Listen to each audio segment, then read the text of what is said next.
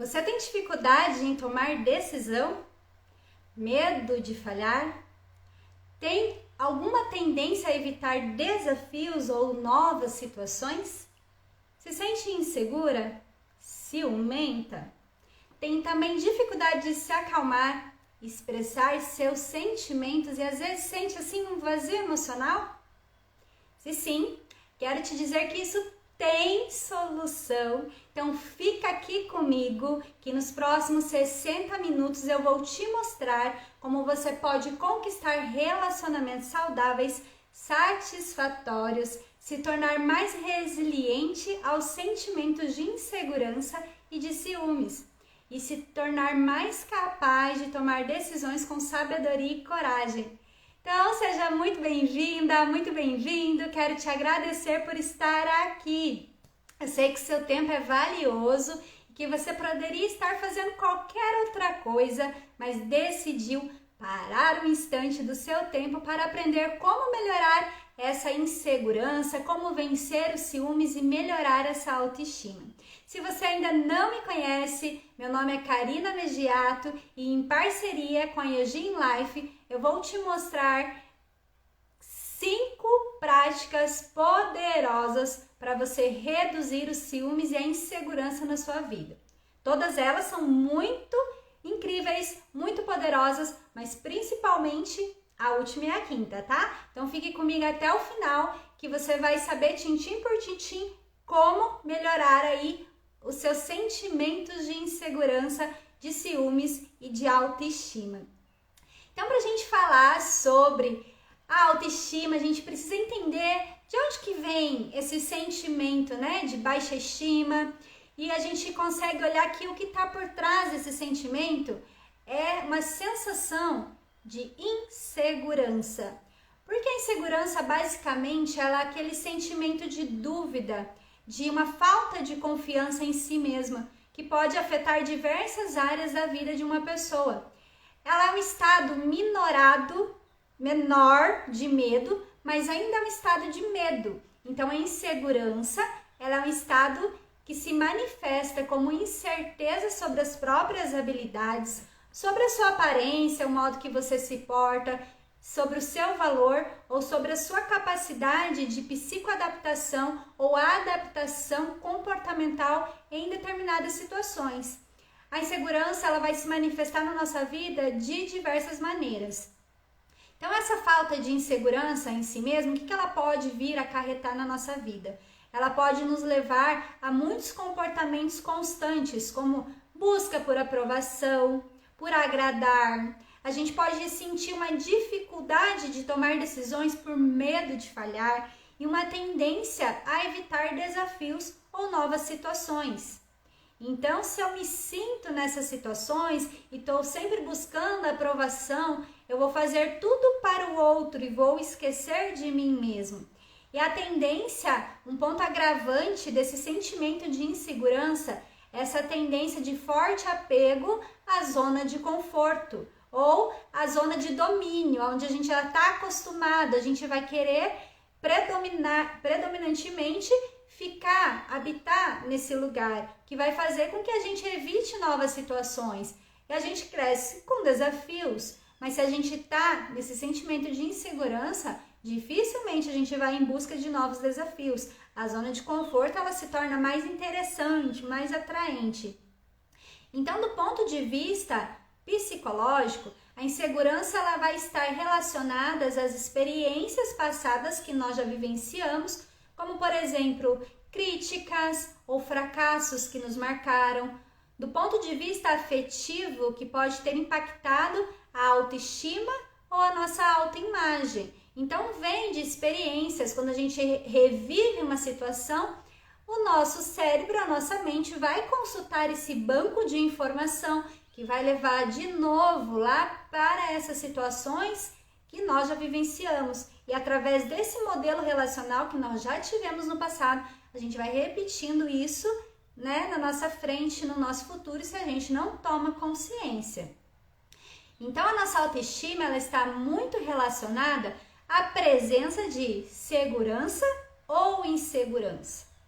E ela também pode ser influenciada fortemente por fatores externos, como as pressões sociais de grupo, onde você acaba se sentindo ali obrigada a se conformar com algo que não faz tanto sentido para você.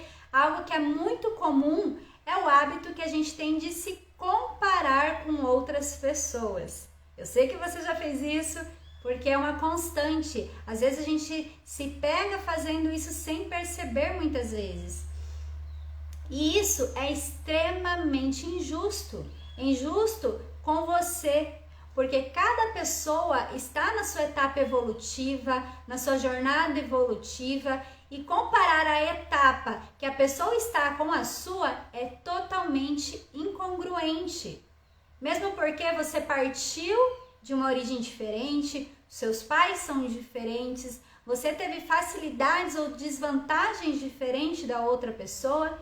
Então, essa comparação é um resultado extremamente injusto e uma prática de alta violência, que é também uma das principais causas dessa geração de insegurança e baixa autoestima. Então, é importante notar que todas as pessoas, elas experimentam um grau de insegurança em determinados momentos diferentes da vida. Então, significa que a insegurança é um estado afetivo normal. É normal a gente se sentir inseguro, é normal e todas as pessoas sentem insegurança. Mas, quando esse sentimento começa a se tornar muito intenso, muito agudo, que é aquele sentimento que nos incapacita, que faz com que fiquemos sempre na nossa zona de conforto, vai se tornando frequente e pode prejudicar significativamente a qualidade de vida e nosso bem-estar emocional. Então a pessoa entra verdadeiramente no momento de estresse, e esse estresse ele pode se manifestar como uma depressão, uma doença psicológica ou até mesmo uma doença física. Sim, esses estados afetivos emocionais, eles afetam o nosso corpo físico também. Então a insegurança ela vai ser um sentimento comum que se manifesta como uma dúvida, como uma capacidade, a dúvida sobre a nossa capacidade e sobre as maneiras como é a nossa imagem, a nossa aparência, que é a nossa aparência esse cartão de visita social ou o nosso próprio valor. A gente vai duvidar dos nossos talentos, dos talentos que eu tenho para compartilhar no mundo e o valor que eu tenho para compartilhar nesses coletivos sociais aos quais eu pertenço. Então, essa insegurança, ela pode levar a comportamentos de neurose, comportamentos neuróticos e complexos, que são comportamentos ideoafetivos de evitação. Sempre que eu evito algo, eu estou iniciando um processo neurótico. Não quero resolver isso agora. Não quero saber desse assunto. Deixa para depois eu resolvo. Isso tudo vai se acumulando, isso vai gerando uma neurose, porque você não vai enfrentar aquilo que você precisa se relacionar. E você fugindo, você acredita que vai resolver esse assunto, e eu te digo agora que não vai. Não vai. Mais uma vez, bom dia para quem está chegando agora. Fica aqui com a gente que esse conteúdo está incrível. Nós estamos falando sobre insegurança, ciúme e autoestima. E no final vou te contar 5 passos de como você resolver esses sentimentos aí dentro de você, encontrar um caminho de equilíbrio e paz para a sua vida. Então, bem-vinda, bem-vindo, é um prazer ter você aqui com a gente. Então, nós estamos falando que a autoestima vem desse sentimento de insegurança, que pode nos incapacitar, da gente ficar na zona de conforto, porque a gente duvida dos nossos valores, a gente não se sente pertencente, a gente acredita não ter valor para contribuir nos grupos sociais onde nós pertencemos. E isso vai fazer com que tenhamos uma necessidade excessiva de aprovação, uma dificuldade de tomar decisões, porque nós queremos descobrir qual a escolha certa para ter uma resposta perfeita. Faz sentido? Eu preciso ter essa decisão, eu preciso tomar essa decisão, mas eu preciso de uma resposta perfeita para tomar a ação.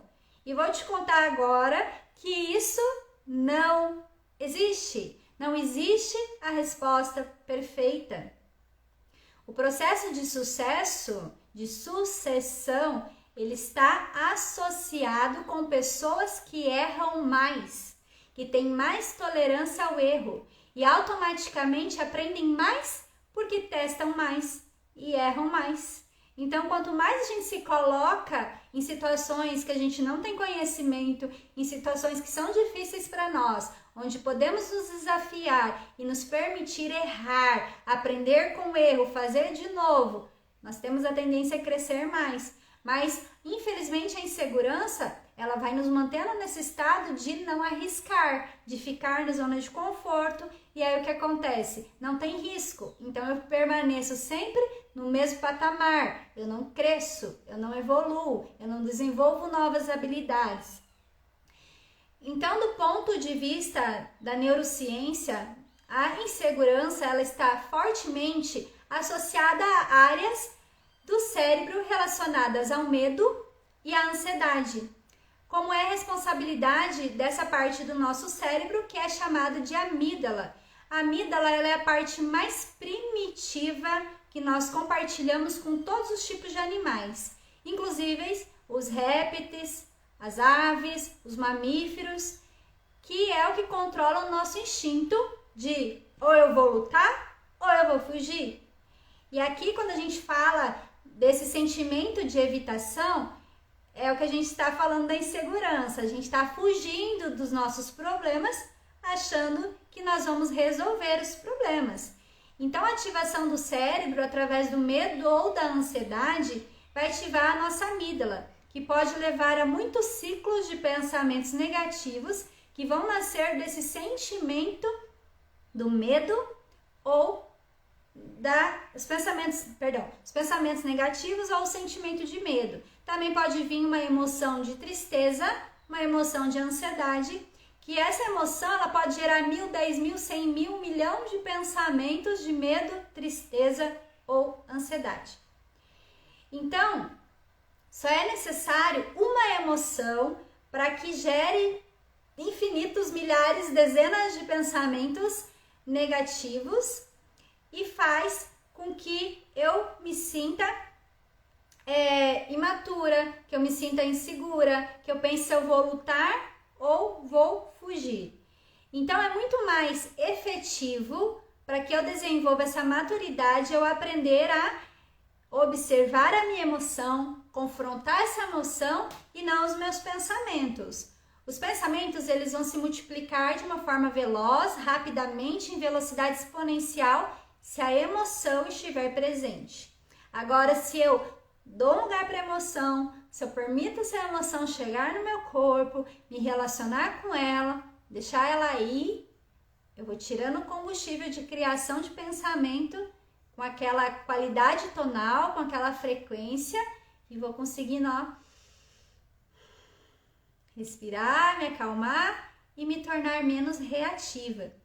Então, o impacto dessa falta de motivação basal, principalmente na vida de uma mulher, a ausência dessa motivação basal, que é a segurança, a maior necessidade do feminino, a maior necessidade da mulher é a segurança. Então, o que acontece na vida de uma mulher, principalmente, porque a segurança, ela vem lá desse sentimento, primitivo, reptiliano, esse sentimento primal, basal e também cardial da mulher, para a ação da mulher, é a segurança. E a segurança ela é entendida como um conjunto de necessidades emocionais e psicológicas que são intrínsecas e cruciais para o bem-estar da mulher.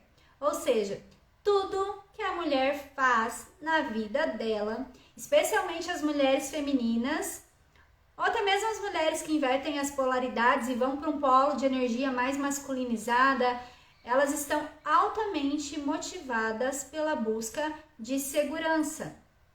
Porque a segurança é um estado primordial que faz com que as ações que essas mulheres fazem, inclusive ir para o masculino, se tornar uma guerreira, uma combatente, é para obter a segurança como objetivo final.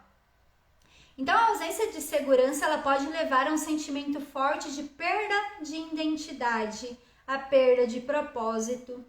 E essa é a principal causa espiritual e psíquica de depressão em mulheres. É esse sentimento continuado a longo prazo de insegurança que a mulher tende a se dissociar afetivamente dos seus relacionamentos, das pessoas que estão ao seu redor. Essa mulher no estado de insegurança, ela se dissocia, ela não consegue se relacionar e ela tende a atuar nesse estado primitivo de sobrevivência, porque isso ativa instintos de sobrevivência mais profundos da mulher. E quando ela se sente insegura, ela simplesmente perde essa capacidade de razão, ela perde essa capacidade de acessar as suas ferramentas mais elevadas. Hoje já tem muitos estudos que indicam que quando essas motivações de segurança não são atendidas, pode ocorrer um aumento significativo no estresse psicológico e uma diminuição geral da satisfação da vida, o que vai impactar no nosso bem-estar físico, mental e principalmente vai haver mudanças fisiológicas com mulheres que estão no estado de insegurança. Essas mudanças fisiológicas, elas podem ser desde um peso, uma tensão no ombro, como pode também gerar doenças que estão relacionadas ao nosso útero, como candidíase, como endometriose, como cólicas excessivas, como câncer de mama, como câncer no colo do útero, porque esses estados de segurança vão fazer com que a mulher reaja no seu instinto primitivo, que ela ative essa capa de guerreira, que ela está o tempo todo nessa sensação de luta, de guerra. Então, vai fazendo com que a mulher sinta, se ela se mantiver muito tempo nesse estado, sinta muito mal-estar. Então, a segurança, ela sendo uma motivação primal, intrínseca, ela é da alma do nosso feminino, nós podemos falar sobre a origem da segurança mais elevada que nós podemos alcançar, que é a nossa conexão com a espiritualidade. Porque com a falta dessa conexão espiritual, eu gosto de chamar de Deus, isso vai impactar a segurança emocional de uma pessoa. E o que a gente sabe que é a espiritualidade ela é uma crença de uma força superior como Deus. Frequentemente as pessoas desenvolvem um forte senso de propósito ou direção quando elas estão mais envolvidas nessa segurança espiritual, nesse paradigma mais elevado.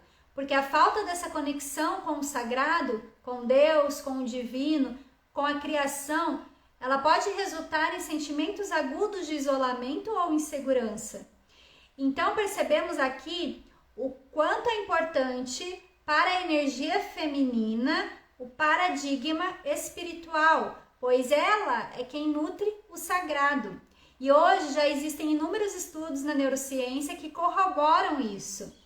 Como estados onde a pessoa que tem essa conexão com Deus, elas são muito mais tendenciosas a um estado de bem-estar, um estado de bem viver, de prazer, do que pessoas que não têm essa conexão.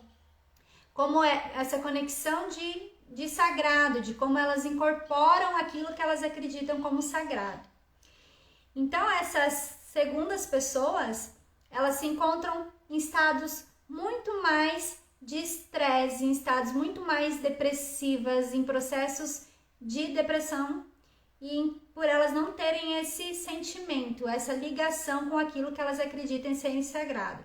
Então, sem a presença do sagrado na vida do feminino, mais especificamente na vida da mulher, é impossível verdadeiramente ela se sentir segura.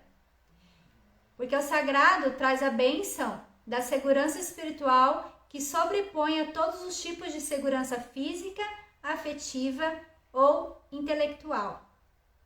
Então, nós estamos falando de 4 paradigmas, que é o paradigma material, afetivo, intelectual e espiritual. Então, quando a mulher vai atrás de sua conexão com Deus, ela basicamente se sobrepõe todas as outras seguranças que são de menor grandeza, que é a material, afetiva, intelectual e ela é suprida por essa presença do sagrado. E é por isso que é extremamente importante para a mulher ativar a sua feminilidade, ela estar em conexão com o sagrado na sua vida. E aí vem o processo devocional.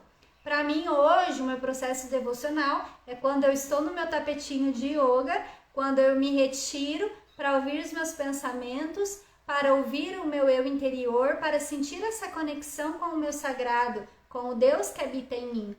Então, nós temos muitas pesquisas hoje em psicologia que mostram que a espiritualidade ela pode promover essa resiliência de ajudar no enfrentamento de desafios, melhorando muito mais essa sensação de bem-estar, diminuindo essa ansiedade. E hoje a gente vê que mesmo muitas cientistas, que são ateus, a ciência ela ainda reconhece que as pessoas que possuem essa crença em algo superior, seja ela qual for, elas vivenciam estados psicofísicos superiores a pessoas que não possuem essa crença.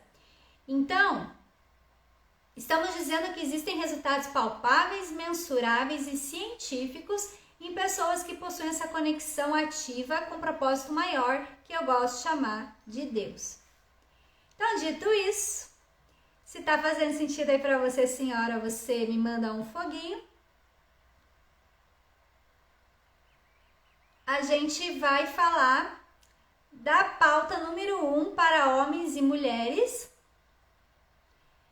que estão com a polaridade invertida, Muitas vezes a gente cai nisso, muitas vezes o homem entra nessa energia feminina e a mulher entra na energia masculina, a gente vai para o instinto de guerra, de luta. Então, a inversão da polaridade, ela impacta na nossa autoestima e na nossa percepção de nós mesmos. Então, quando a gente coloca a necessidade do outro constantemente acima das nossas próprias necessidades, isso vai levar a uma grande perda da nossa identidade e a uma autoestima reduzida, porque o tempo todo eu estou colocando a necessidade dos outros à frente das minhas. E quando alguém fala isso, eu faço isso porque eu preciso cuidar de fulano, cuidar de ciclano, cuidar de beltrano, aí, minha senhora, eu vou te dizer uma coisa, que você só consegue cuidar do outro na qualidade que você cuida de você mesmo. Você não pode dar para o outro aquilo que você não tem. Se você dá para o outro cuidado, você não se sentindo nesse estado teu bom, de vitalidade, você está no estado minorado de alegria, no estado deplorável de vitalidade. Então, você vai dar para o outro o quê? Um baixo cuidado. Você vai dar para o outro aquilo que você não tem qualidade suficiente para dar e você não vai conseguir cuidar de verdade do outro. Deixa eu tomar uma água aqui.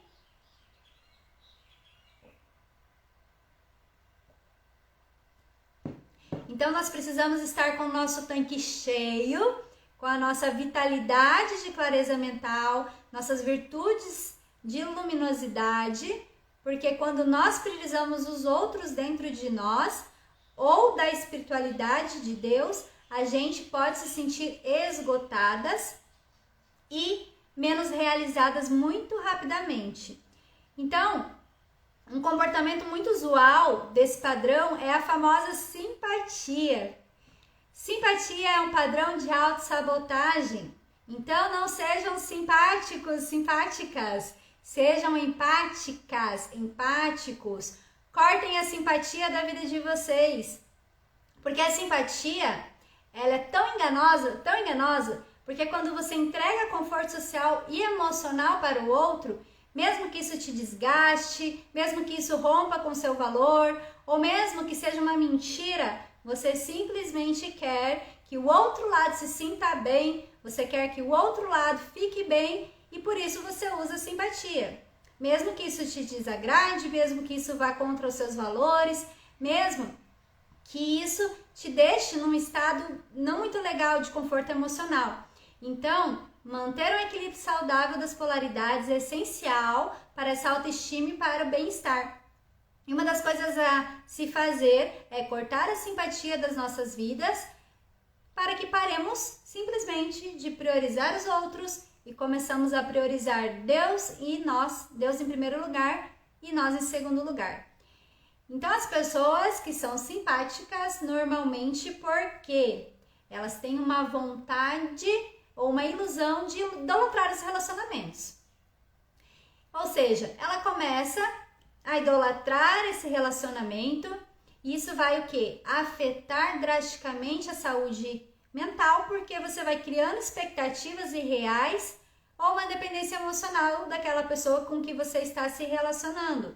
Porque essa idolatria, ela vai causar uma pressão excessiva sobre o relacionamento e em nós mesmos também. Isso vai resultar no quê? Em ansiedade, insegurança. Então, equilibrar essa independência emocional, a nossa capacidade de gerir os nossos assuntos, a gente precisa ficar em solitude, ficar ali no nosso tempo, no nosso espaço, na nossa conexão, para que a gente consiga aprender a ter independência, para que a gente consiga se relacionar. A gente precisa conseguir harmonizar e criar uma sinergia com outras pessoas que também sejam adultas e independentes. Porque quando a gente ainda tem dependência do relacionamento com outra pessoa, nós estamos numa atitude infantil, querendo buscar do outro, criando uma expectativa, esperando que o outro nos faça feliz, esperando que o outro nos dê aquela valorização, esperando que o outro nos faça seguro. Então, isso é crianças indo se relacionar.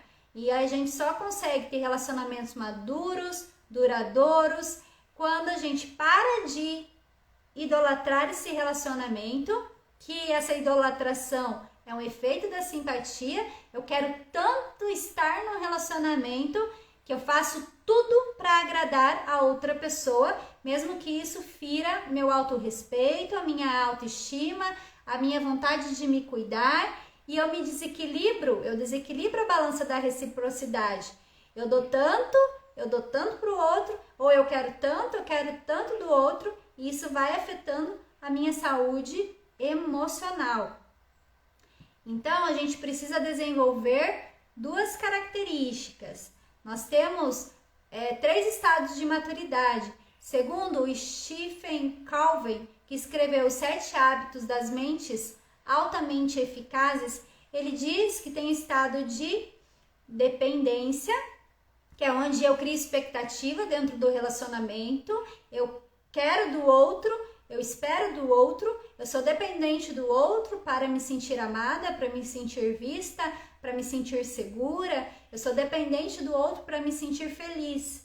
Esse é um estado de dependência, um estado de imaturidade afetiva, de imaturidade emocional. E aí eu preciso o quê? Desenvolver esse estado de independência, que é meu estado de autonomia, onde na minha solitude eu fico bem, independente das condições isso vem de condições de perseverança e de temperança, onde eu trabalho a mim mesmo, onde eu cresço, onde eu me torno adulta, onde eu chego no ápice da minha maturidade, que é o 3º estado, que eu consigo desenvolver essa interdependência do outro, que é a capacidade de cooperar, de criar projetos, onde 1 mais 1 não são 2, 1 mais 1 são 10, 1 mais 1 são 100, 1 mais 1 é 1000, e eu vou juntar os meus talentos com os talentos das outras pessoas, e essa somatória dos resultados é muito maior do que a somatória das partes. Então, quando eu inverto as minhas prioridades, quando eu inverto as polaridades, quando eu maximizo essa carência afetiva, para mim e para os outros, eu começo a ver a vida de uma maneira distorcida. Eu começo a exigir do outro, eu começo a ter uma maneira muito parcial e muito limitada de enxergar a vida. E aí eu começo a compreender que a minha capacidade e as minhas carências, porque eu faço o que faço muitas vezes, eu ajo dessa maneira, porque eu tenho as prioridades invertidas ou estou com as carências ativas. E quando, gente, a gente está com essas carências ativas, a gente vai fazer de tudo para preencher essas carências. E isso a gente pode denotar, a gente pode entender o que é codependência. Eu sou codependente de outra pessoa. A codependência ela é esse estado de maximização, quando tá tudo aflorado as minhas carências. Então, a pessoa vai focar excessivamente nessas carências, isso vai ampliar esse sentimento dela de inadequação, de insuficiência. Sem dúvida alguma, ela vai se sentir cada vez mais insuficiente, cada vez mais inadequada, porque ela tá com todas as carências dela ativa e ela tá fazendo demais para o outro ou tá querendo demais do outro. E nunca nada do que a gente faz vai ser o suficiente se a gente está nesse estado. E isso pode nos levar a ciclos negativos de baixa autoestima e de relacionamentos extremamente insatisfatórios. Então, gente, como que a gente sai disso? Como que a gente muda essa energia? Como que a gente sai desse ciclo? A gente pode olhar, hoje tem muitos estudos que mostram que a gratidão é um músculo que pode ser desenvolvido, trabalhado. Ele é um músculo espiritual muito forte, que quanto mais nós o praticamos, mais forte ele se torna e nós podemos melhorar muito a nossa autoimagem, a qualidade das nossas relações interpessoais quando focamos no positivo e começamos a entender que o negativo, que também chega no nosso dia a dia, que também acontece, ele também faz parte, ele também serviu para nós como forma de crescimento, como forma de aprendizado. E quando a gente já consegue acolher tanto o positivo quanto aquilo que a gente enxerga como negativo, isso vai ajudar muito a diminuir a minha insegurança, isso vai ajudar muito a diminuir o meu ciúme, isso vai ajudar muito a melhorar a minha autoestima. Então eu exercito esse músculo da gratidão, olhando para as coisas que acontecem no meu dia, talvez não mais como negativo, como positivo, mas como parte daquilo que eu não tenho controle, daquilo que é a vida, porque a vida ela é impermanente, a vida acontece a todo momento. E quando eu começo a agradecer pelas coisas que me acontecem e vejo elas como meus professores, como algo que veio para me fazer crescer, eu começo a agradecer por isso, isso vai me tornando mais forte, mais resiliente e melhorando a minha autoestima. Então, agora que a gente entendeu isso, ó, toma sua água aí também. E cuidar do corpo físico também é uma consciência que ajuda na autoestima, nós já vamos falar disso. Mas antes, quero falar para você das 4 carências principais que o ser humano possui.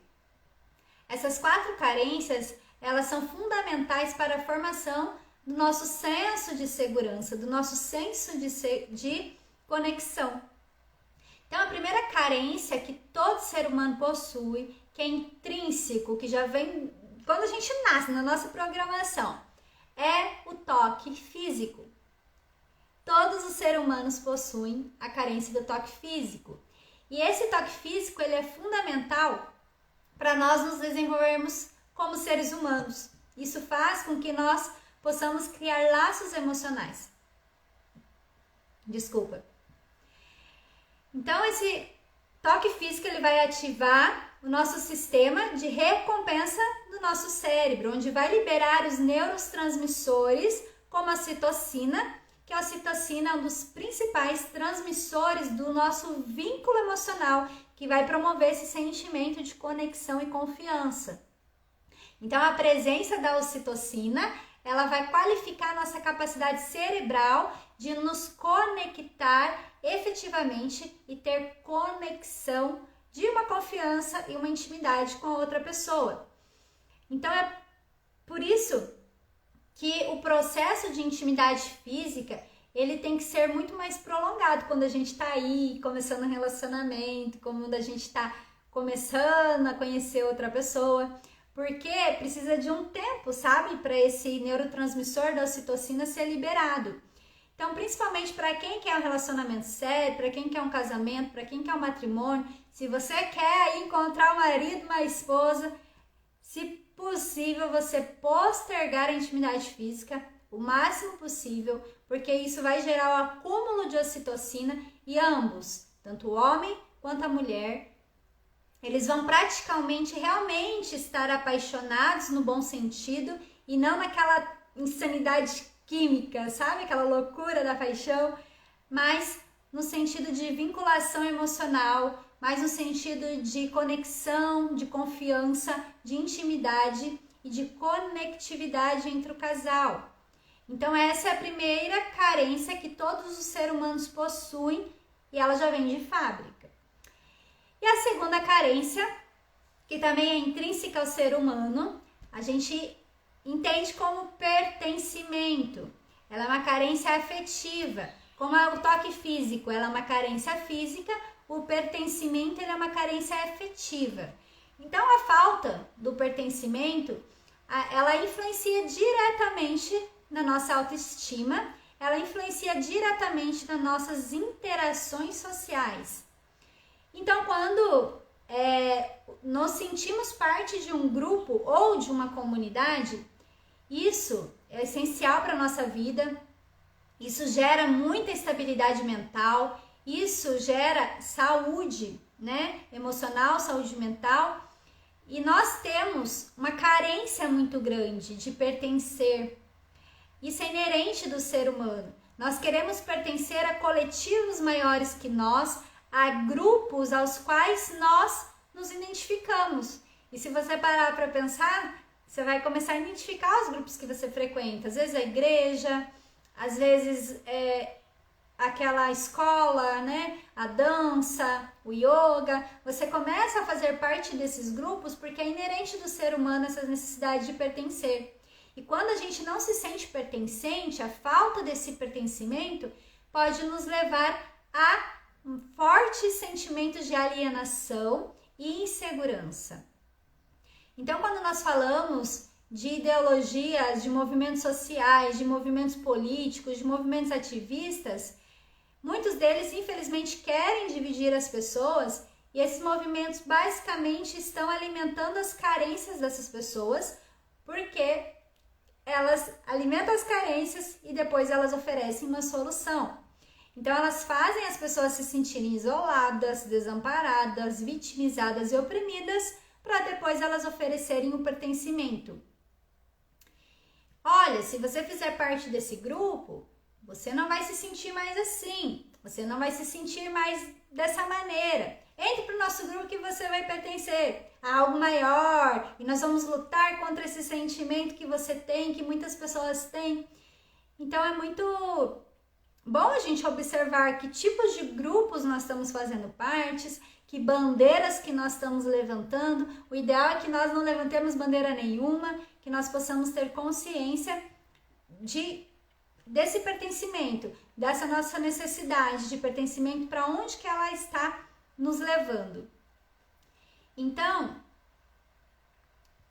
sabemos que esse senso de pertencimento, ele está fortemente ligado à nossa autoestima, ao nosso bem-estar psicológico e enfatizando a importância que a conexão social tem em nossa vida, porque o ser humano, ele é um ser social.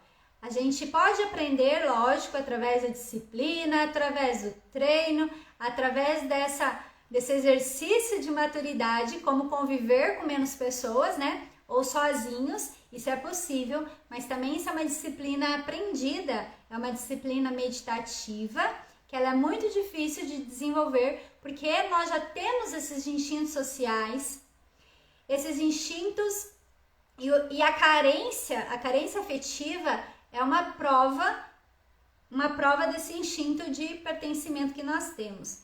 Então, vamos trabalhar nas meditações, vamos trabalhar aí nesse desenvolvimento dessa solitude que é importante também para o nosso crescimento. E a terceira necessidade do ser humano, que agora é uma carência intelectual, a primeira foi física, a segunda emocional e a terceira ela é intelectual, é aceitar ser aceito como eu sou. Gente, aceitar quem nós somos é fundamental para a gente ser independente e também interdependente. É essencial para a nossa autoestima, para a nossa saúde mental. É fundamental. porque isso envolve tanto o reconhecimento dos nossos talentos, das nossas forças e principalmente das nossas limitações, porque a aceitação de nós mesmos, ela está relacionada a índices menores de ansiedade, de depressão. Hoje tem muitos estudos que indicam, estudos da psicologia positiva e da neurociência, que a autoaceitação é um passo crucial para o desenvolvimento pessoal e para a nossa satisfação, para a satisfação da nossa vida. Então, a autoaceitação, ela é mais importante do que a aceitação dos outros. Eu me aceitar é mais importante do que os outros me aceitarem. Então, quando eu ainda estou nesse estado de dependência, enquanto eu ainda sou imaturo, eu vou querer ser aceita pelos outros. Eu vou querer que os outros me acolham. Eu não me acolho, mas eu quero o toque físico alheio, eu quero que o outro me acolha. Eu não sei cuidar bem do meu corpo, não sei cuidar bem de mim mesma e eu quero que o outro faça isso. Então é muito difícil estar nesse lugar, isso é uma maturidade.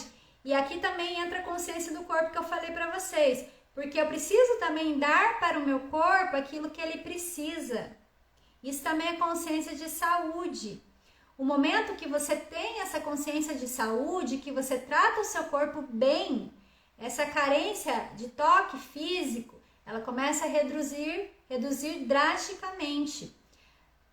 Porque todas essas carências, elas são subprodutos ou parte de carências mais profundas, deste vácuo mais profundo, desse vazio mais profundo, que é o vazio de Deus, o vazio da espiritualidade nas nossas vidas. Então, qual é a maneira que a nossa fé, a nossa crença em Deus ou algo similar a Deus, ela influencia na nossa segurança emocional, mental? A fé ou a crença em Deus, ela pode fornecer um senso de propósito muito profundo, assim como a esperança e um senso de comunidade, porque isso é fundamental para a nossa saúde emocional. Aqui também temos estudos que mostram que a espiritualidade e a prática religiosa, ela é um hábito de centenários, ou seja, de pessoas que viveram mais de 100 anos, tanto que o yoga, ele é um estudo milenar, não se sabe se é de 5 ou 10 mil anos, que são observados nestes lugares o senso de comunidade, porque reduz o estresse, aumenta a resiliência, traz conforto diante das diversidades da vida e promove também o senso de pertencimento e um senso de apoio comunitário. E tudo que é centenário, gente, é porque já foi praticado diversas vezes, as pessoas vêm repetindo. E se funciona e dá certo, porque senão as pessoas não estavam mais repetindo e mais fazendo, não seria, duradouro, coisa que duraria tanto se não funcionasse. Então aqui a gente entendeu sobre a insegurança, a gente entendeu que ela está relacionada a gente querer do outro, a um estado de imaturidade, a gente entendeu que a insegurança vai nos gerar sentimento de depressivo, de falta de vitalidade. A gente entendeu que a insegurança vai fazer com que eu não reconheça os meus valores, que eu espero do outro, E aqui a gente pode entender um pouquinho sobre os ciúmes. Por quê? O ciúme é uma emoção tão complexa que geralmente surge quando a pessoa percebe que ela está sendo ameaçada, que a relação dela está sendo ameaçada, porque para ela é uma relação valiosa e ela teme de perder a atenção ou o afeto de alguém para uma outra pessoa. Então, por uma situação e uma percepção de perda iminente de algo ou de alguém, isso faz com que a pessoa entre nesse estado emocional que qualificamos ou caracterizamos como ciúmes. Então, essa emoção ela é frequentemente acompanhada por uma variedade de sentimento, por uma loucura que a gente... Você já sentiu ciúme, senhora? Conta pra mim aí como é que foi. Como que você fica? Já deu piti de ciúme? Você já vai entender o que tudo isso tem a ver com a autoestima. Por quê? O ciúme, ele é um sentimento de medo, um sentimento de insegurança, um sentimento de raiva, de tristeza, de humilhação, de vergonha, de culpa, tudo junto. Então, o ciúme ele pode ocorrer em diversos tipos de relacionamento. Quando a gente fala de ciúmes, a gente pensa no relacionamento conjugal, romântico, mas também pode ocorrer nos sentimentos de amizade, familiares e até mesmo nos profissionais. Gente, até mesmo no nosso trabalho a gente pode sentir ciúme, né? Então, do ponto de vista psicológico, o ciúme ele pode ser uma reação natural, uma percepção natural de uma ameaça. Eu estou me sentindo ameaçada, estou correndo risco de perder algo que para mim é valioso. Mas quando esse ciúme ele passa a ser irracional, quando ele é extremamente prejudicial, ele é excessivo, isso é indicativo de problemas, de traumas, de neuroses subjacentes à autoestima.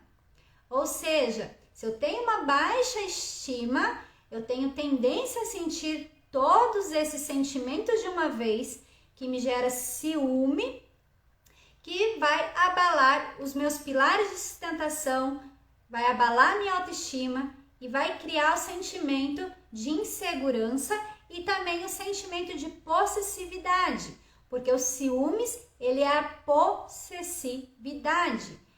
Em casos extremos, o ciúme ele pode levar até comportamentos obsessivos, acusações que são totalmente infundadas e controles excessivos e conflitos relacionais profundamente drásticos. A gente vê que existem pessoas que costumam cometer loucuras por causa de ciúmes. Então, neurocientificamente, o ciúme ele envolve ativações de várias áreas do cérebro, não é uma única área, tá? O ciúme ele é um sentimento muito complexo, ele é ativado cerebralmente, incluindo aquelas áreas que eu já falei para você, do processo de luta ou fuga, do nosso processo instintivo e reptiliano, que é das emoções das nossas amígdalas e também das nossas memórias, que dá o nosso hipocampo, que é a área de memória principal que são responsáveis pelas nossas decisões. A nossa avaliação social, ela é feita, né, pela área do cérebro do nosso córtex pré-frontal. Então, essa parte frontal do nosso cérebro, ela é a morada da nossa razão.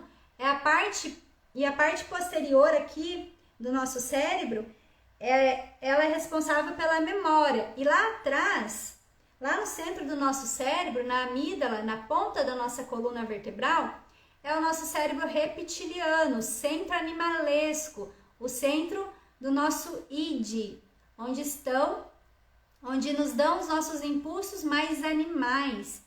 Então, o ciúmes ela é uma emoção extremamente comum. É normal sentir ciúmes e vai envolver aí todo um complexo neurológico de principais áreas do nosso cérebro. E assim, aqui a gente está simplificando, né? Porque são dezenas de áreas do cérebro que estão separadas, mas essas três macros áreas, o hipocampo, né, o córtex pré-frontal e a nossa amígdala, a gente consegue entender um pouquinho, né, com mais facilidade essas macros funções de cada parte do nosso cérebro. Então, a emoção muito comum, que é o ciúme, ela é saudável, tá? Mas desde que a gente não projete isso no outro, desde que a gente não leve essa emoção forte, essa emoção descontrolada, a gente projete e fale que o outro é culpado pelaquilo que eu tô sentindo. A gente começa a projetar e dizer que o outro é causador desse mal-estar em nós. Tô sentindo ciúme por causa dele, ele é o responsável por eu me sentir assim, ele me fez sentir assim, e começa a se irritar. Então, eu preciso primeiro entender que o manejo seguro dessa emoção, a responsabilidade de controlar essa emoção, eu preciso transmutar ela, sentir ela, deixá-la aí, para que eu possa me relacionar com o outro. Quando você sentir ciúmes, isso vai ativar em você um senso de proteção com a outra pessoa. Isso seria o saudável. Não projetar os ciúmes e levar aquela pessoa como culpada, como a causa, como se ela fosse essa causadora. O ciúme, ela nasce em você, nasce em mim. O ciúmes, ele nasce por causa das nossas histórias, da nossa lente de percepção, de como nós somos criados, de coisas que nós sentimos lá na infância. Então, a gente precisa olhar de onde que vem esse ciúme. Já tem algo desequilibrado em nós que a ação daquela outra pessoa fez com que ele só simplesmente explodisse, simplesmente aparecesse. Não é o outro que é a causa. Já é algo que eu tenho em mim, já é algo que está dentro de mim e eu só estou projetando no outro. Então eu preciso aprender a me relacionar com isso, eu preciso aprender a fazer o manejo dessa minha emoção e preciso entender que isso é meu, que eu preciso lidar com esse sentimento. Então, a gente fala de relacionamento amoroso, de relacionamento romântico, mas imagina você, por exemplo, uma mãe que vai lá na escola, né, falar com a professora, que vai lá pegar o boletim do seu filho, e ela tá ouvindo um elogio da professora com o filho da fulana que é a colega dela. Aí ela começa a ouvir a professora elogiando o filho da outra, e no filho dela ela só disse coisas que não é legal. Alguém já passou por isso? Conta aqui pra mim. Gente, isso é um clássico exemplo onde o instinto de ciúme ele desperta agudamente e vai tentar, de alguma maneira ali, essa mãe criar uma narrativa, criar uma história para justificar ali o filho dela, porque que ele não se saiu bem. Ela vai tentar justificar a crítica que o filho dela recebeu. Vai tentar dessa forma minimizar o elogio que o outro está recebendo, porque ela sentiu ciúmes da professora elogiando o filho do outro, e aí ela começa a achar essa justificativa para minimizar o ciúme que ela está sentindo, porque o filho dela não foi elogiado, mas o filho da outra foi elogiado. Então, o que seria saudável? Ela tentar controlar esse impulso de justificativa, de tentar criar essa narrativa para justificar o filho dela não ter recebido elogio, e quando ela for para casa ou quando ela estiver com o filho dela no momento, ela conversar de uma maneira mais, segura, de uma maneira interdependente, uma postura de adulta, e ela poderia verificar quais que são os fatos, o que aconteceu, para que ela possa conversar com o filho dela. Olha, nesse semestre a gente precisa estudar mais, você precisa se disciplinar mais, porque o seu comportamento na escola não está digno da sua capacidade, do seu intelecto, do que eu e seu pai queremos para você, né? Então, você, como aluno, eu e seu pai estamos investindo em você. Então, gente, isso seria uma atitude de manejo saudável. Isso seria uma forma saudável de contornar esse sentimento de ciúme, ao invés de uma forma reativa, dela simplesmente chegar falando em cima do elogio da professora, dela simplesmente chegar e descaracterizar o elogio do outro, justificando, por que o filho dela não recebeu o elogio. Então, essa é uma postura que seria adulta, uma postura que seria um manejo saudável do sentimento de ciúme.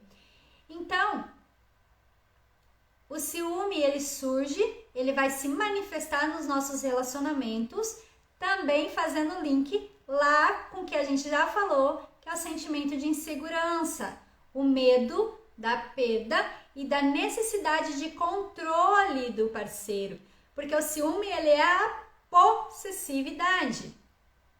Então, eu sinto que o outro é minha posse, eu sinto que o outro me pertence. Então eu idolatro esse relacionamento, eu coloco uma pressão excessiva que não é necessária sobre o relacionamento, eu vou criando ilusões de que a minha felicidade depende inteiramente do outro.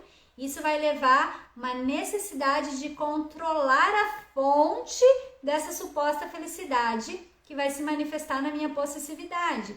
Ou seja, eu vou falar para o outro que eu não quero que ele saia mais de casa, porque se ele está conversando com uma mulher, se ele conversa com adultos, vamos criar uma hipótese. A Ana se relaciona com o Pedro. E a Ana, frequentemente, ela sente ciúme. O Pedro fala com com senhoras, com idosos, com crianças, mas quando o Pedro fala com mulheres, a Ana fica doida. A Ana começa a se sentir irritada, a Ana começa a ficar reativa, a Ana ela começa a olhar toda hora ali o celular do Pedro. Quando o Pedro sai, ela não se sente segura e a Ana começa a vasculhar e criar a hipótese de que o Pedro está traindo. O Pedro não está fazendo nada, mas ela está criando uma hipótese que o Pedro está, fazendo alguma coisa errada. Aí ela começa a ter aquela reatividade, gritar com o Pedro. Por quê, gente? O que ela queria? Que o Pedro não saísse mais de casa, que o Pedro ficasse trancado para satisfazer essa necessidade dela de estar segura. Então isso não é saudável, isso não é saudável para o Pedro e não é saudável para Ana também. Então a Ana precisa o quê? Olhar de onde vem esse sentimento de insegurança. A Ana precisa entender que esse sentimento já está presente, já lá nas memórias que ela tem no hipocampo, que foram geradas de sentimentos físicos, de histórias que ela viveu, de histórias que ela passou lá no passado dela, na infância, de que ela já está repetindo. E o Pedro está ali só despertando essas emoções em nós, porque a gente vai atrair, relacionamentos de pessoas que são semelhantes a nós, de coisas que nós precisamos resolver em nós e que o outro também precisa resolver nele. Então, assim, a gente atrai ali uma pessoa para se relacionar que ela está na mesma frequência que a gente. Então, por isso que é muito importante a gente ter consciência de se tornar um adulto equilibrado emocionalmente antes da gente entrar num relacionamento. Porque se a gente entra num relacionamento em postura infantil, em desequilíbrio emocional, a gente vai atrair, gente que precisa resolver o problema e nós também vamos buscar pessoas para resolver os nossos problemas. Aí cria uma compensação muito grande. Então a autoestima saudável, ela vai vir caracterizada por uma visão realista, por uma visão positiva do mundo, de nós mesmos, dentro desse mundo. E pessoas que têm essa autoestima saudável, ela vai reconhecer as suas forças, ela vai reconhecer as suas fraquezas e ela vai ter um senso comum de bom senso, um senso muito apurado. Porque o que seria o bom senso? Bom senso é uma sabedoria prática. Na filosofia, o bom senso é dito como um realismo ingênuo, que é algo que você sabe que funciona, você sabe como fazer, mas você nunca parou para pensar ou criticar esse tipo de postura ou de conduta. O bom senso, ele passa a ser um estado de sabedoria. Uma pessoa com autoestima saudável, então ela possui claramente esse bom senso. Então,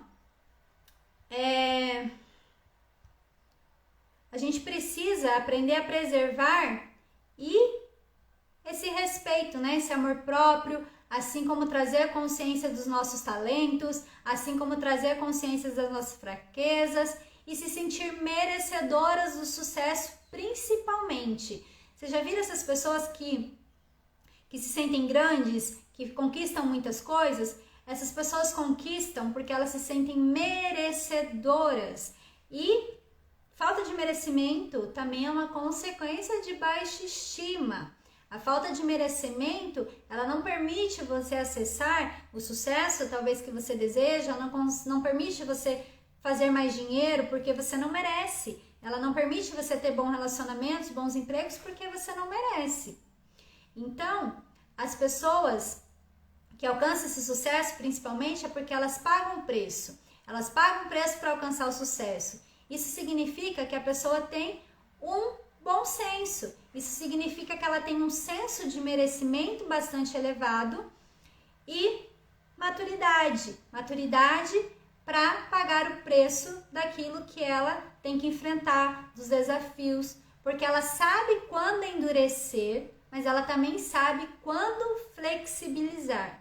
E é muito importante a gente aprender quando endurecer e quando flexibilizar na nossa vida, porque isso também ajuda a gente a criar autoestima, o falar não, o se posicionar.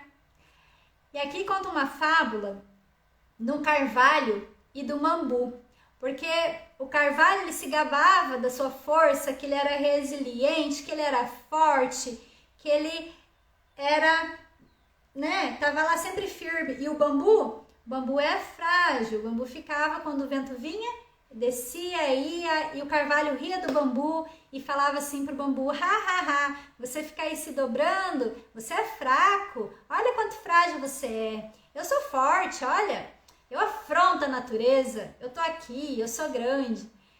E aí o que aconteceu? Veio um temporal. O temporal pegou e arrancou o carvalho com suas raízes todas, jogou o carvalho longe, e o bambu, depois que passou o temporal, ele ficava de pé, manteve as suas folhas, porque ele foi sustentado pela sua postura flexível ante o vendaval. Ele conseguiu se dobrar, ele conseguiu se flexibilizar quando foi necessário. O carvalho tombou, com suas raízes expostas, arrancadas no solo pela fúria do vento. Então, o que a gente aprende com essa metáfora? Que muitas vezes é preciso recuar alguns passos para a gente conseguir avançar numa grande jornada. Porque a força, ela pode sustentar momentaneamente, mas só a flexibilidade faz com que a gente consiga vencer. Os realmente fortes, eles tropeçam, curvam-se, mas se erguem e se avançam vitoriosos. Então a flexibilidade, ela é muito importante para o desenvolvimento da nossa autoestima. Então, gente, a pessoa com autoestima saudável, ela vai ter uma capacidade maior de flexibilização do que uma pessoa que é imatura e rígida. Essas pessoas que conseguem se flexibilizar, elas conseguem se tornar mais adaptáveis às críticas, né? E conseguem olhar as críticas como construtivas, ou seja, alguém vem e me critica, eu vou conseguir extrair daquela crítica que ela me trouxe, né? Isso faz sentido para mim, então eu vou pegar isso que ela falou, vou me comprometer a melhorar, mas o resto que ela falou não faz sentido. Eu sei que ela tá falando isso para mim, porque isso é dela, isso faz parte da visão de mundo dela, isso faz parte do que ela aprendeu, isso não tem a ver comigo, então descarto, isso é dela. Mas o que ela falou faz sentido. Olha, isso que ela falou, eu posso melhorar em mim, posso fazer esse compromisso comigo de melhorar. Então eu não posso, né, partir dessa autoestima saudável, olhar para a crítica e reagir, né, ficar puto, a pessoa me criticou, a pessoa tá falando mal de mim.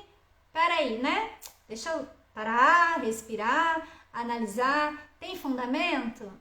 Não tem fundamento. O outro tá falando porque a gente sabe que toda crítica, gente, toda crítica que a pessoa faz pra nós, ela tá falando mais dela do que de nós mesmos. Ela tá falando da visão do mundo dela, tá falando das experiências dela, do que ela pensa, do que ela acredita. Então, eu olho para essa crítica que ela traz pra mim, se faz sentido pra mim, eu acolho, me comprometo a melhorar, mas se não faz, descarto. Claro que aqui você precisa ter, né, um bom senso para você realmente respirar essa crítica, observar ela, para que você não simplesmente descarte por raiva, né? Tá falando isso, né? Não vou nem olhar. Então olha a crítica, receba a crítica, maneja ela, para que você possa também crescer, né? Crescer com essa crítica. Então, quando a pessoa tem autoestima, ela consegue fazer isso, ela consegue manejar esse sentimento. Mas e quando não tem? E quando a pessoa tem baixa autoestima? Se a pessoa está com baixa autoestima, isso vai levar ela a sentimentos de inadequação, uma autocrítica severa, dúvidas constantes sobre si mesma ou uma sensação de não ser digna, de não ser capaz, de não ter merecimento. Então, resultados na nossa vida que nós não alcançamos é porque nós não acreditamos que merecemos. A diferença das pessoas que alcançam muito sucesso para as pessoas que têm pouco sucesso é que elas acreditam, elas têm um nível de ambição muito alto que faz com que elas paguem o preço, para que elas sempre vão atrás, para que elas busquem aquilo que elas acreditam que merece. Porque se ela merece, ela vai pagar o preço. E isso, obviamente, gera muito bem-estar Isso obviamente gera uma autoestima, uma saúde mental e relacional, tanto nos relacionamentos afetivos quanto profissionais. Então, desenvolver uma autoestima saudável vai ser um processo continuado que vai envolver essa autocompaixão, vai requerer essa autoaceitação, da gente superar esses sentimentos negativos, saber lidar com esses sentimentos negativos, observando a emoção que acontece, a emoção subjacente e aprender a contornar essa emoção. Deixar ir a emoção. E a gente aprende isso muito no yoga, na prática do yoga, quando a gente está lá no tapetinho, que a gente está se relacionando com o nosso corpo, com os nossos pensamentos, com as nossas emoções, que a gente está naquele momento de pausa, de resiliência, a gente consegue tomar consciência, a gente consegue estar presente, e é só na presença que a gente consegue observar o que acontece em nós. Porque se a gente está na mente agitada, se a gente está o tempo todo com pensamentos excessivos, nós não conseguimos entender, acolher o que está acontecendo à nossa volta. Então, por isso que o yoga é tão importante na vida. A prática do yoga ela é fundamental para que a gente consiga se conhecer melhor, se perceber melhor e aprender a deixar ir o sentimento. Quando a gente deixa ir o sentimento, os pensamentos excessivos negativos tendem a diminuir. E aí a gente vai desenvolver uma capacidade de reconhecimento das nossas próprias capacidades de realização e também da qualidade de realização dos outros.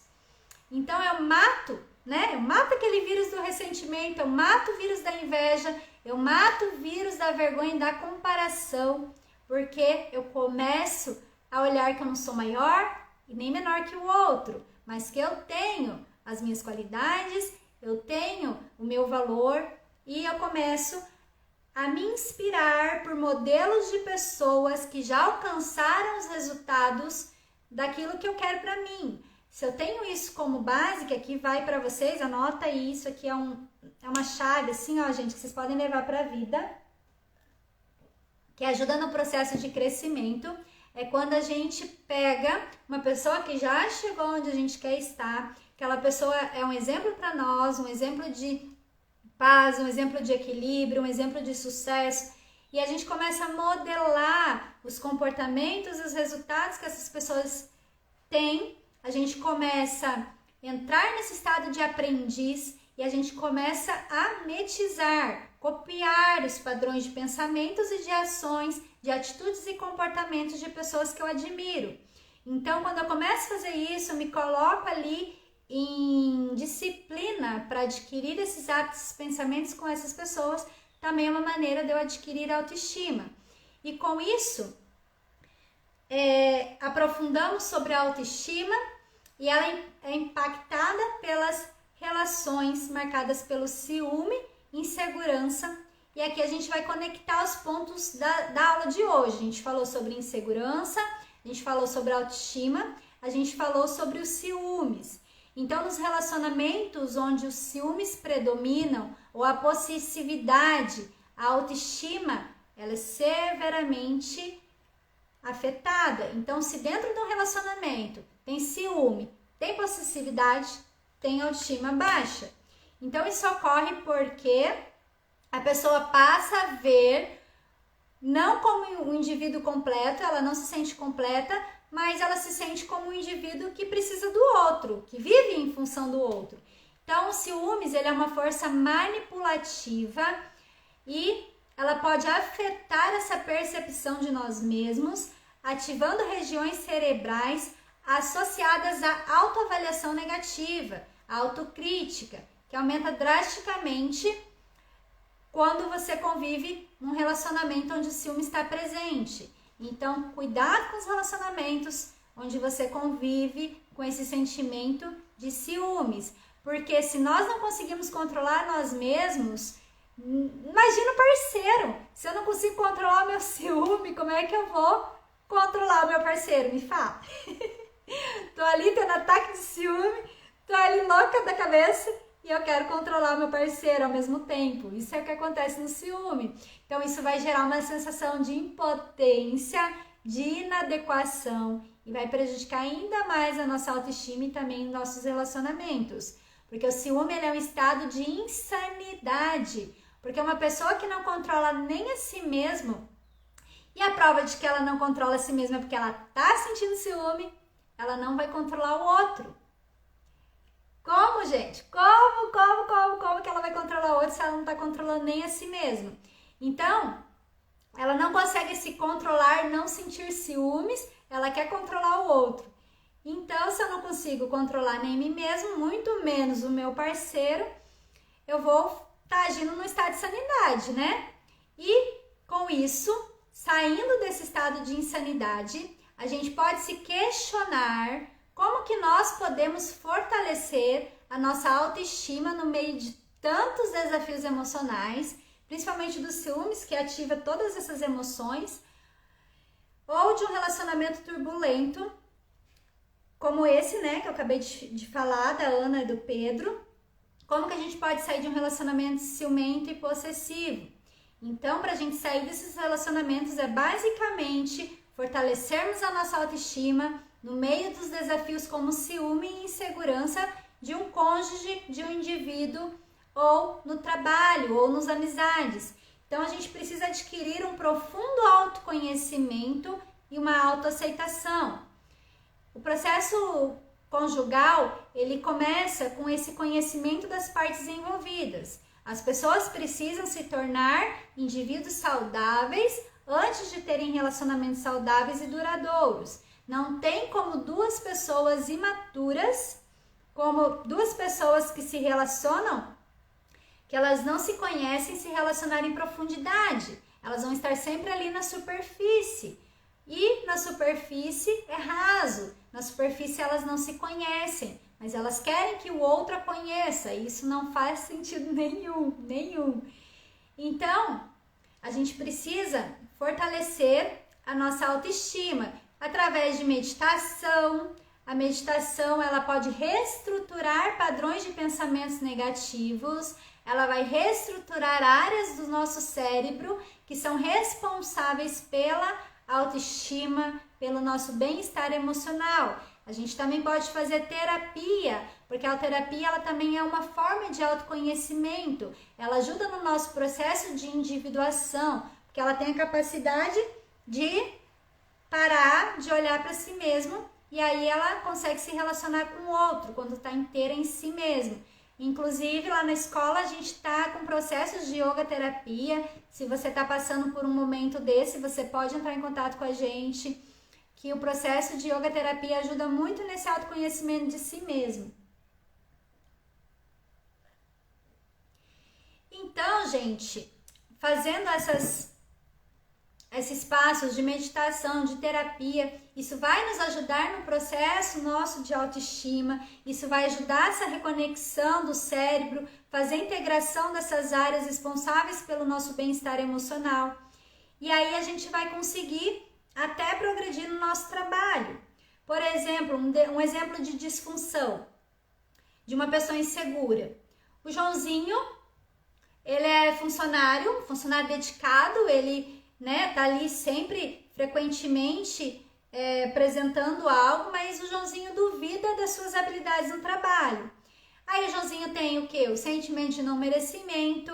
O Joãozinho não se valoriza, ele não sabe se valorizar, ele tem uma baixa autoestima, é inseguro com relação ao trabalho dele, ele é inseguro com o trabalho que ele é responsável por realizar. Então, o Joãozinho, ele está sempre encarregado de um novo projeto. Quando ele está nesse lugar, ele começa a se sentir ansioso. O Joãozinho teme por não estar à altura do desafio. Ele tem insegurança, ele começa a procrastinar, ele vai começar a pedir uma constante aprovação, perguntar para os seus colegas ali de trabalho, para os seus supervisores. E mesmo ele tendo um histórico muito bom de entregas boas, de desempenho, ele ainda não se sente capaz, ele ainda se sente insuficiente. Então, essa insegurança do Joãozinho é o que vai impedir ele de reconhecer o verdadeiro potencial dele na sua carreira, e sempre que abrir uma nova oportunidade para ele, esse desconhecido que abriu vai gerar no Joãozinho insegurança. Então, ele vai o quê? Travar, vai impedir com que ele se desafie a novos cargos, que ele se desafie a novos projetos, né? Então o Joãozinho acaba por esse sentimento de insegurança, de inadequação, de não merecimento, perdendo grandes oportunidades no trabalho. Então, gente, é muito importante, por esse motivo, para a gente não ser como o Joãozinho, a gente aprender a se relacionar, a gente aprender a desenvolver a autoestima, a gente aprender, né, a se cuidar com terapia, se cuidar aí com a meditação. E aqui, indo para a reta final da nossa aula, eu vou passar para você agora 5 práticas para você reduzir o ciúme, a insegurança e aumentar a sua autoestima. Então pega aí papel, caneta e vamos lá. Todas elas são muito poderosas, mas principalmente a quinta é a última, é sensacional. Então aqui a gente vai falar de novo da gratidão, tá? Você ter um diário das suas emoções, onde você pode escrever diariamente coisas pelo qual você é grata, para ajudar você a focar mais naquele, o copo tá meio cheio, o copo tá meio vazio, né? Vamos olhar pro copo mais cheio, vamos ser grata pelas coisas, né? Os aspectos positivos da vida. Isso vai ajudar a combater os pensamentos negativos associados à insegurança, aos ciúmes e a promover uma perspectiva muito mais positiva e reforçar a sua autoestima. Então, o Diário da Gratidão é uma ferramenta poderosíssima para diminuir a insegurança, o ciúme e aumentar a longo prazo a sua autoestima. O segundo passo é a atenção plena, o mindfulness e a meditação. Porque se você gosta também, você pode usar aqui a oração. Porque são classicamente essas rotinas, né? Rotinas sagradas que vai ajudar você a se acalmar sua mente, a reduzir o estresse e a ansiedade, melhorar o foco no momento presente. Você fica presente quando você está fazendo essas práticas. Você pode observar que o pensamento ali não entra, você está totalmente presente. Então, isso vai permitir com que você observe seus pensamentos e suas emoções, criando espaço para você reagir de uma maneira mais equilibrada, menos impulsiva. E a oração também diminui a sua reatividade, pacifica a sua amígdala, lembra que a gente falou da amígdala? E diminui a sua reatividade, a sua agressividade e você vai reagir menos. Então, meditação, mindfulness e atenção plena vai ajudar você aí a reforçar os seus estados emocionais. E a terceiro passo que eu vou trazer para você também, para aumentar a sua autoestima, reduzir a sua insegurança, é você praticar atividades físicas regular. O exercício físico, ele não só melhora a sua saúde física, mas também ele tem um impacto positivo na tua saúde mental e atividades simples como caminhar, correr, nadar. Eu particularmente amo o yoga, porque além dele trabalhar o físico, ele também vai trabalhar a mente, ele também vai trabalhar as emoções, também vai trazer a meditação. Então já é um exercício bem completo aí, que ajuda a gente a desenvolver vários aspectos, né, do nosso emocional e do nosso mental. Então, se você gosta de algo mais conectado com a espiritualidade, a prática de yoga vai liberar a endorfina, melhorando muito seu humor e a sua autoestima, reduzindo aí os sentimentos de insegurança e de ciúmes. Então, vamos ter uma secreção muito forte de endorfina no nosso corpo e uma sensação nítida de muito mais bem-estar, de muito mais leveza, serenidade e, obviamente, uma redução da insegurança e dos ciúmes também. E a quarta, né, um quarto exercício que você pode praticar aí também é treinar a comunicação assertiva. Aprender a comunicar os seus sentimentos e as necessidades de forma clara e assertiva, né? De forma direta, mas também amorosa, né? Assim diminui os maus entendidos e vai diminuir o seu sentimento de ciúmes, pois você vai falar de maneira reta, direta e gentil. Então, praticar também a escuta ativa e expressar de maneira assertiva aquilo que você quer comunicar, sem ser agressivo. Isso é essencial para você construir relações saudáveis, fortalecer a segurança e a autoconfiança no relacionamento isso diminui drasticamente o sentimento de ciúmes. Então, eu comunico o que eu quero de forma reta, de forma direta, mas sem ser agressiva. Usar um tom de voz adequado e principalmente as palavras certas. Por favor, por gentileza, você pode fazer isso para mim. São palavrinhas mágicas que a gente aprendeu e deveria praticar, né, com mais frequência. E a quinta e última, gente, que eu falei para vocês, que é essencial para o desenvolvimento da maturidade, para o crescimento, são atividades de autoconhecimento e de autoaceitação. Porque o autoconhecimento é a solução para a grande maioria dos problemas humanos. Se todo mundo buscasse autoconhecimento, imagina que sociedade e que mundo maravilhoso que nós teríamos. Porque o autoconhecimento é a solução para a grande maioria do sofrimento humano.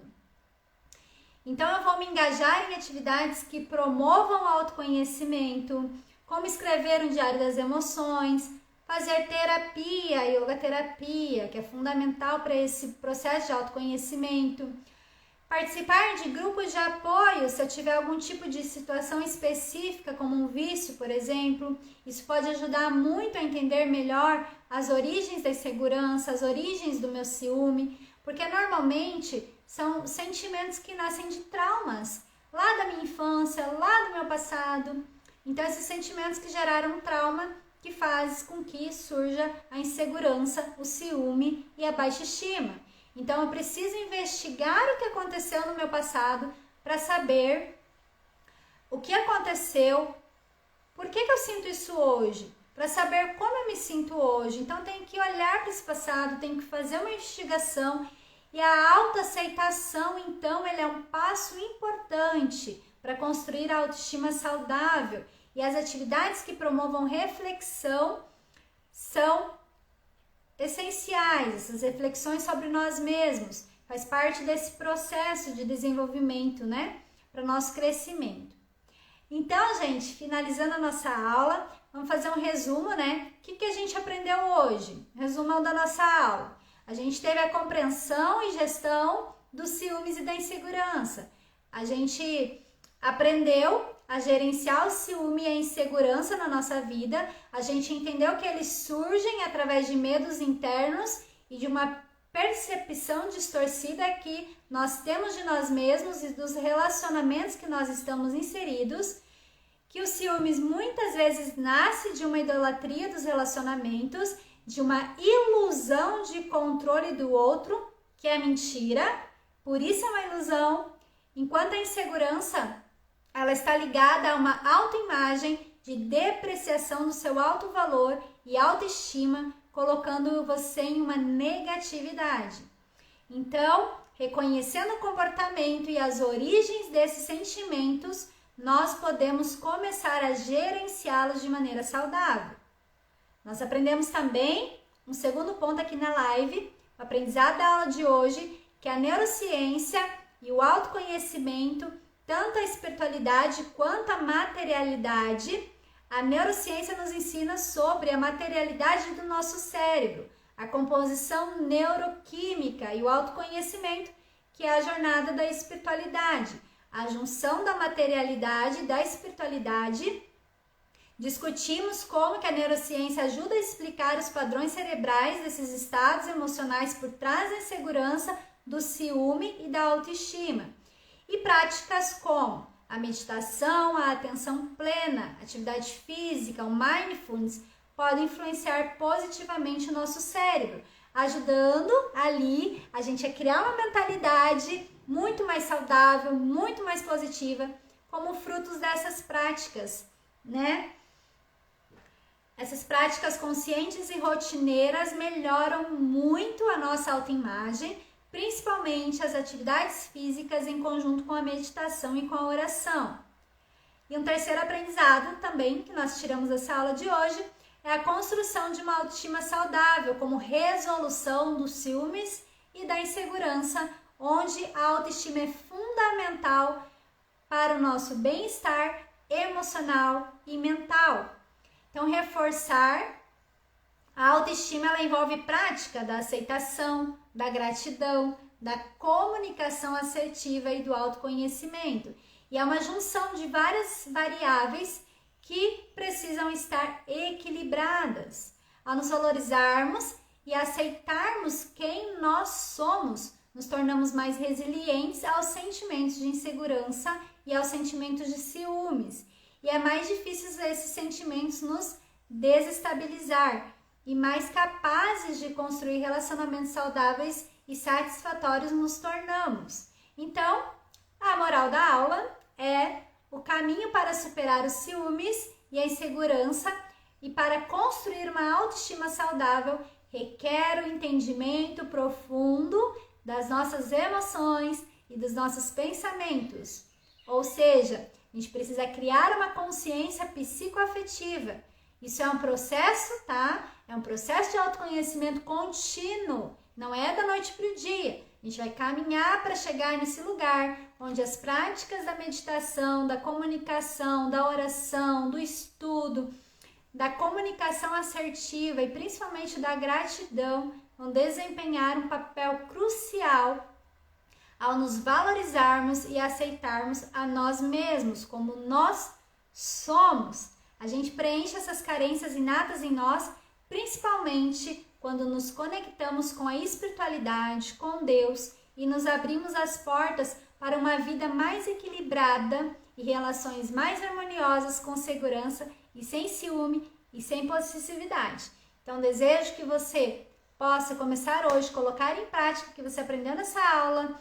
E se você gostou da aula, se fez sentido para você, encaminha, que esse conteúdo vai ficar gravado, encaminha para pessoas que você sente que precisam entrar em contato com esse conhecimento sobre insegurança, ciúme e autoestima, encaminhe para as pessoas que você ama e deixe para mim nos comentários qual foi o maior aprendizado dessa aula hoje. Eu agradeço pelo seu tempo, agradeço por você estar aqui comigo, agradeço por essa troca e te desejo um abençoado e produtivo sábado. Gratidão, gente! Namastê! Lembrando que na próxima semana a gente tem outra live aqui nesse Instagram, viu? Fica ligadinho nos stories. Até mais!